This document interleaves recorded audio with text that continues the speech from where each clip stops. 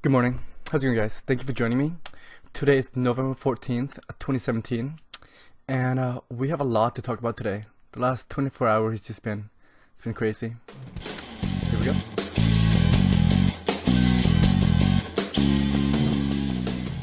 Okay, so these are a few of the topic of conversation that we are going to talk about today.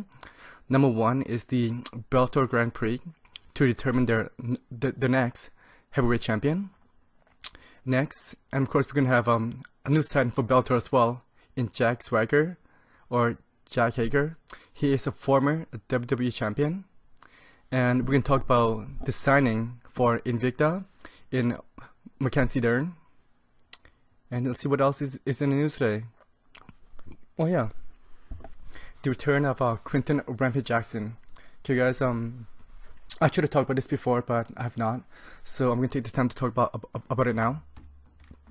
Quinton Rampage Jackson, he has just signed a multi-fight deal with Bellator MMA, and he's also in the Bellator World Grand Prix. So, after that's being said, we are going to start our segment with that one right there.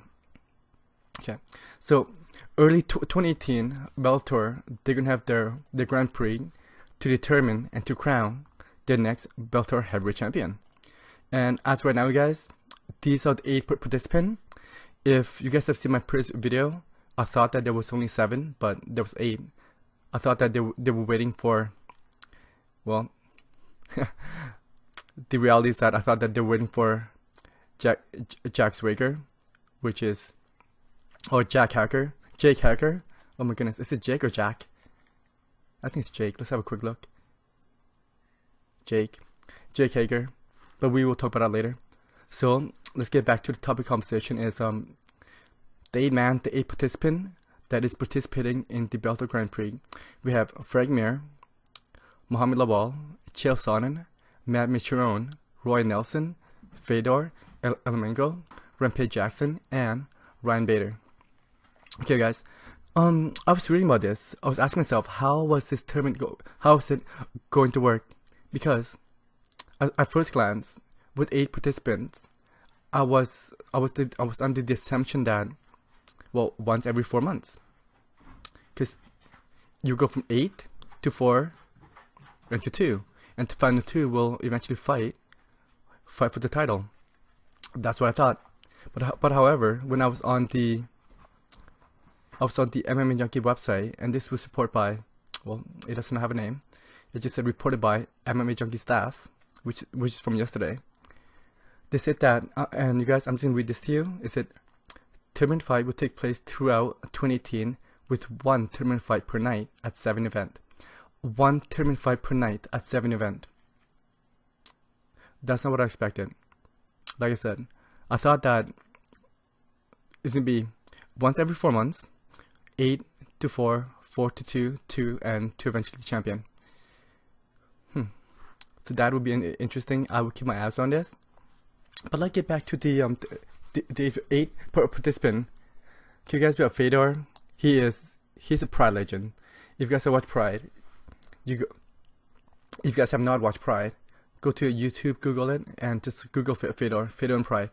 This guy is a beast. He is, you know what? I don't know what it is about Fedor. I mean, he is one of those guys that you could have a drink with at your local pub. And this misdemeanor is like very calm, very cool, very casual. He's one of those guys that just, it seems like he doesn't have any care in the world. He goes to church, he takes care of his wife. He's a holy man. He's really religious, but he kicks people's ass for a living. And you know what? On top of that, he doesn't have the chip or the body of a professional fighter. When you think of a professional fighter, you would think of like this muscular, jacked up, fit, and just that's my thought. That's my perception of a fighter. But Fedor is not that. He's a bit, guys, he's a bit chunky. He's got a bit of love handle, and yeah. But he's one of the best in the world, if not the greatest. There could be some argument. In my mind, he's top 3. One other thing that I said that he's top 3, and on my top 1 is that when he was competing, MMA back then is not what MMA it is right now. But however, when he was competing back then, everyone was juice. Everyone was on the juice, and he kicked all their asses. He beat all of them. So that tells us something about him and how great he was. And yeah, let's see how he would do in this tournament. He's not. He did win 10 years undefeated. He's on a bit of a slump lately. He's been on up and down. And with his most recent loss to Matt Mitrione, which was, oh my goodness. And Matt, he's on this tournament fight as well. And next we have Frank Mir, the 2-time UFC heavyweight champion. Once interim and once undisputed. You know what? Frank Mir had just recently signed with Bellator, and this is one of the best way where he could come in and make himself known to the Bellator world. Us in the MMA world, we know how good Frank Mir is. We know what he could do. We know about his accomplishment, but recently he's been on decline, and maybe a move to Bellator, which he has done.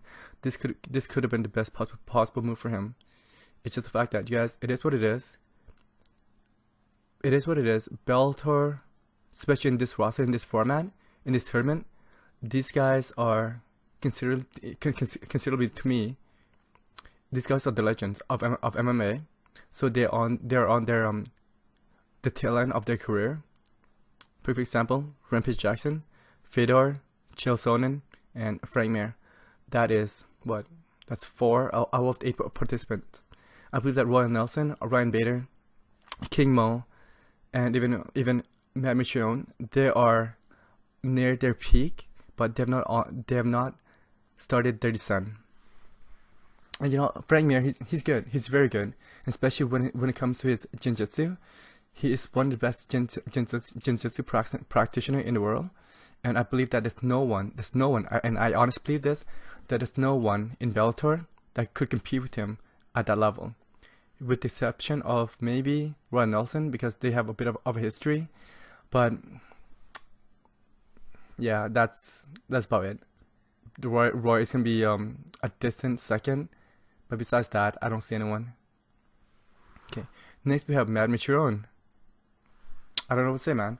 Matt, he's been on a 3-fight win streak since he moved to Bellator.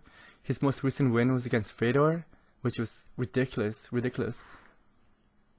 And at first, my first introduction to Matt was The Ultimate Fighter, and I thought he did really well, which he eventually lost to, I believe, Roy Nelson at that time as well. Don't quote me on that.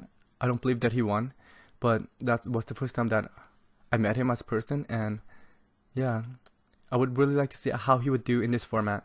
I mean, Matt Mitrione, he's no joke. This guy's for real. He's big, he's massive. He's got a very good cardio for heavyweight, and his right hand is crazy. Could knock anybody out. As Fedor, holy shit. And you guys, thank you for joining me. I would like to tell you guys, I am gonna tell you guys who my picks for the final 2 at the end of the video. And as of right now, there has been one announcement for the first round, but this has not been formally announced, and we'll get to that as well. The King Mo, and then we have Roy motherfucking Nelson. Okay, Roy Nelson, he is the original winner of The Ultimate Fighter, and he's known as Big Country Roy Nelson, and he just recently signed with Bellator.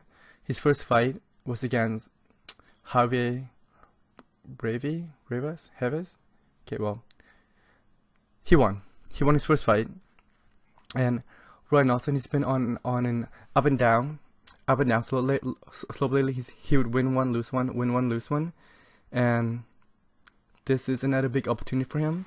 It's just the fact that, you guys, it is what it is. If Roy would have stayed into UFC, I don't believe that he would ever, and I mean ever, receive a UFC title shot, because he's getting old as well, and his chin, Roy, he's got a granite chin, but it's not the chin that we're used to, let's say like 6-7 years ago. But however, he is a big draw. He's still a draw. So he is, you know what, it is MMA, there's always a chance. So this is it. This is his opportunity to prove to the world, especially to prove to Dana White. When he left the UFC, he even stated that he went on record, and I made a video about this. If you guys have not, take a look, stating that UFC title means shit. And the reason behind that is that Roy Nelson, he's one of those guys. He's believed that a title must be earned, not given. The perfect example that he used was Conor McGregor. So yeah, Roy Nelson, good luck, my friend. And the other 4, we have Ryan Bader. Ryan Bader, he is a Bellator light heavyweight champion. And oh my goodness, could you guys just imagine if he would go up to heavyweight and win it all? That would be crazy. That would be absolutely crazy. So moving to Bellator, this was his best move. Like I said, he is on the same boat as Roy Nelson. If he would have stayed within the UFC, the odds of him getting a light heavyweight title shot is very slim. And if he does get it, the odds of him beating Daniel Cormier or John Jones before John Jones was suspended was extremely unlikely. So Ryan Bader, good luck, Ryan. Then we have Quinton Rampage Jackson. You know what? I don't know what this is all about. I don't even know why he's back. Well, money. That's why he's back. Money and he's a fighter. So you know what, you guys? I'm gonna call it. It is what it is. I'm not the biggest Rampage fan. I don't like his antic. I don't like his attitude. I used to when it was Pride, when it was fun and entertaining. But to me, for a person that has followed his career for such a long time, it's starting to get old to me. And I'm not really interested in him in seeing him fight. To me, it was a surprise that Bellator signed him. But at the end of the day, Scott Coker and the Bellator brass and the upper management and the production producer, they're all about ratings. And Quinton Rampage Jackson, he is still a draw. He can still move needles, and he would give him a decent draw, because the casual still knows him. So Quinton, good luck. And next we have King Mo Lawal. King Mo Lawal, he's a former Bellator middleweight champion, and he has also won a recent Grand Prix. And there goes my heater. This is like clockwork. I don't understand. I tried to film this video at a different time. Oh my goodness. Okay guys, so bear with me. I am gonna, you know what, I'm gonna make this another short video as well. So do I think that King Mo could win? I'm gonna say no. It's just the fact that he's been on in injury prone lately, and he has not competed at the best of his level, because, well, due to injury. And do I believe that he could beat Ryan Bader, Frank Mir, Manny Chon, or Roy Nelson? Absolutely not. And on top of that, he is a natural light heavyweight competitor, and now he's competing in heavyweight. So I don't think he's gonna win. And Chael Sonnen, you know what? I don't know why he's there. Well, I do, because of the draw, because of the name. But yeah, he's not gonna win. He's not gonna win. He looks like shit. He just looks bad. He looks bad during his previous few fights, and he's very articulate with his words. He knows how to talk. He knows how to route the crowd. He knows how to bring in the audience. But at the end of the day, when it comes to fighting, you guys, I'm gonna call it. It is what it is. He's not a very good fighter. He could speak and sell himself, but he's not a very good fighter. So he's just on his poster, on his card, just as the draw only. And that's it. That's it. Okay. Who did I say that we can talk about? Oh yes, the addition, new signing of Jake Hager. And you guys, if you guys don't know, he is a former WWE champion known as Jack Swagger. And recently, this year, 2017, in March, he parted way with UFC. And he's got a massive background in wrestling. He was a collegiate wrestling from Oklahoma State, and he set a single season record of 30 pin in one season. That is ridiculous, you guys. That is ridiculous. And this guy's legit. This guy's for real. I would even put him up as high as Brock Lesnar. But however, Brock did win out and won the UFC heavyweight title. But the landscape has changed, but Jack Swagger's for real. He's been thinking of doing this for a while, and he's a natural athlete. He's no CM Punk. Okay, guys, CM Punk, he's a joke. He's a former WWE star, thought that he was all that, and tried fighting for real, and he's got his ass kicked by Mickey Gall, which is, damn it, that was a joke. But and on top of that, CM Punk is thinking of coming back and fight. Holy shit! I just hope that the UFC would cut him, but they won't because he's still a draw. I hope that UFC would cut him and Bellator would pick him up and he would fight Jake Swagger or Jake Hager. So yeah. Oh. And next, Mickenzie Dern. She has just signed with Invicta Fighting Championship. That is, to me, that is one step closer for her to be competing inside the UFC octagon cage. This is one of the best things that her and her management team could have done, because she's one step closer. And you guys, Mickenzie Dern, she is jiu-jitsu, Brazilian jiu-jitsu prodigy, and she's been doing really well. So I would like to see how she would do. I would like to see how she would pair and measure up with the caliber of the UFC girls. So hopefully, I'm hoping that she's not staying in Invicta for long. Maybe like 3 fights tops, and UFC would pick her up and just give her like a top 10 competitor and see where she's ranked, and eventually give her a shot at the title. So I'm excited and I'm happy with that. Okay. Next, let's talk about Oscar De La Hoya calling out Conor McGregor. That's right, guys.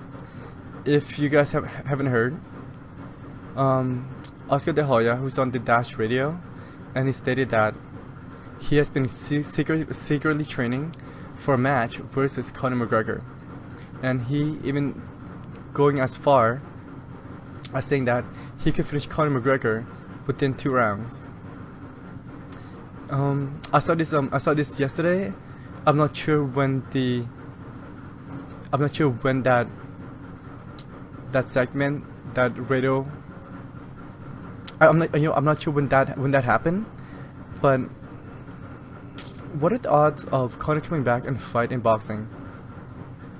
At first, I thought it was very slim because of his antic at UFC 187, and now we have Oscar De La Hoya. And you guys, when it comes to the boxing world, Oscar De La Hoya, he does have a bit of a pull, not as much as Floyd, but he does have a bit of a pull. He does have a bit of an influence. So this might be Conor McGregor's saving grace for a lengthy suspension.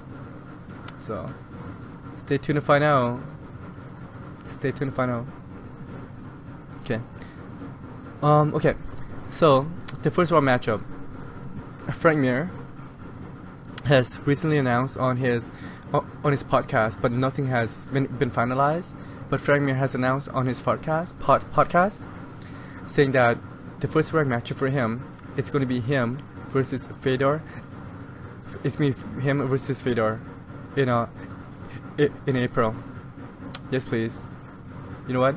We got, on one end we have a Brazilian jiu-jitsu expert, and on the other end in Fedor we have a Sambo master. So we have Sambo versus jiu-jitsu, and these guys are 2 of the best in the world, and I am very excited to see which one will win. Okay, god damn it, this is tough for me because at first, okay guys, this was gonna be my first this was gonna be my picks for the final, the 2 final to take it all, the 2 final participant that was gonna take it all. I was gonna pick Frank Mir versus Matt Mitrione for the Grand Prix final to crown their, well, to crown the champion.